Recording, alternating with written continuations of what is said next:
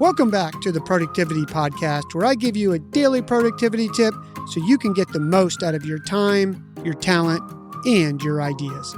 I'm your host, Brandon White. Here we go.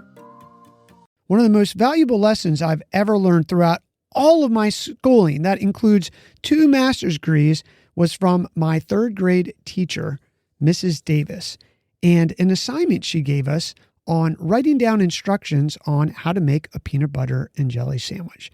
The task was go home and write all the steps to make a peanut butter and jelly sandwich. Quite honestly, I thought it was the easiest homework assignment I was ever going to have. I was going to nail this thing. This was an easy A. I did that homework. I came back in the next day, and when it came time to turn in our assignments, Mrs. Davis had everybody fold up their paper, put it in a box. She mixed it up, and then people would go to the front of the room. They had to pull out one of these instructions, and all of the things that you needed to make a peanut butter and jelly sandwich were in the front of the room. That was a knife, bread, peanut butter, jelly. I think that's really it. I remember that really well because it was Wonder Bread back in the day. Anyway, I don't remember who pulled out my homework assignment, but I remember being so excited that I was going to nail this thing.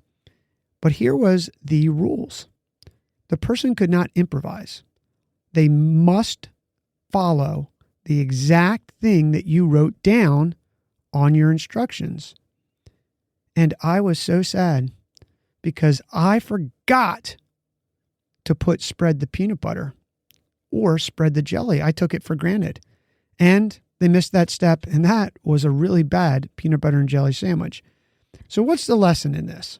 When you have something to do, regardless of what it is, if it is a small task, big task, whatever it is, start by writing down the first thing you need to do, and then think of every step and write it down, because you're much more likely to get things started on a task, especially on something that's big, when you see the small manageable steps required to complete it.